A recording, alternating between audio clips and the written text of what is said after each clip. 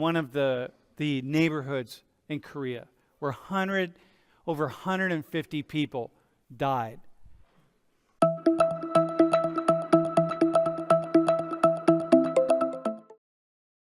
미국 펜실베니아 주립대 샘 리처드 교수의 강의 시간입니다. 리처드 교수는 수년 전부터 한류의 인기를 예상했던 학자로 유명한데요. 마침 미국 선거날에 수업을 진행한 리처드 교수는 지도자의 선출이라는 주제로 강의를 진행했습니다. 그는 나라에 큰일이 생겼을 때 한국 국민이 어떻게 대응하는지를 알려주며 수업을 시작했습니다. 그는 2022년 직접 한국을 방문해 여러 가지 놀라운 경험들을 하고 본국으로 돌아갔는데요. 그가 한국에서 떠나기 전날 밤은 안타깝게도 할로윈 축제날이었습니다. 그날 서울에서는 충격적이며 비극적인 사고가 있었고 이 사고는 세계를 놀라게 할 정도였습니다. 리처드 교수는 강의 시간을 통해 이날의 한국 상황을 소개했으며 그와 함께 한국인들은 어떻게 대처하는지를 강의 주제로 삼아 수업을 진행했습니다. 영상 함께 보시겠습니다. As you know, I just came back last Sunday from Korea. And the night before I left Korea, my last night there was this really tragic event in Itaewon, one of the neighborhoods in Korea, where over 150 people died. And it's just so incredibly tragic. And this is a scene where people, it's been a week of mourning in Korea. And this is a scene of people who came and left flowers and left notes and came to pray outside in the neighborhood, in the area where the stampede happened and people were trampled and suffocated. And,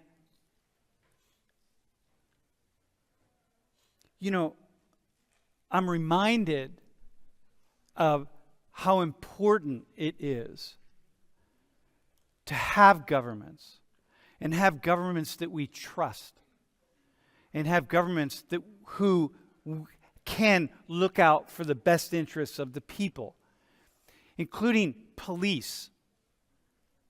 Because in the end, even if you think you don't like the police, you will call the police when you need the police.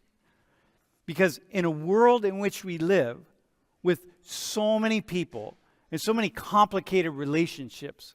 And then situations like this, where you have so many tens of thousands of people all gathering in one spot.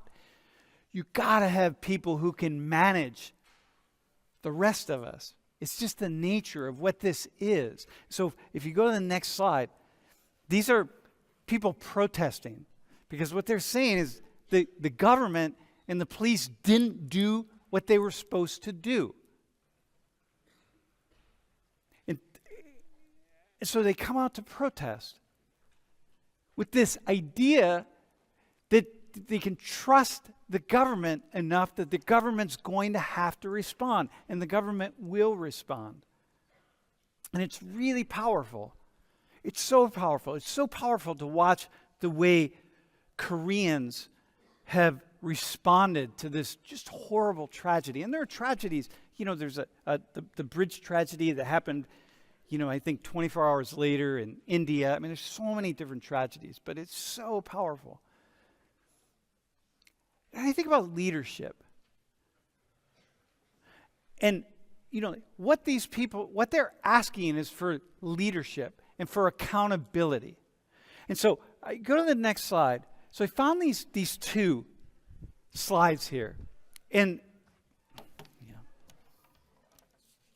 this is the chief of police in Seoul. And I just thought, wow, this is a gesture by Koreans, the bowing gesture, right? The gesture of humility, the gesture of accountability, the gesture of apology. It's all one gesture that comes together. And I thought, wow, how different is that than some of the gestures that I see in this country on the part of leadership and the part of people who mess up. And then I go to the next slide. And here's the home minister. The same thing, the gesture of apology. a gesture of accountability.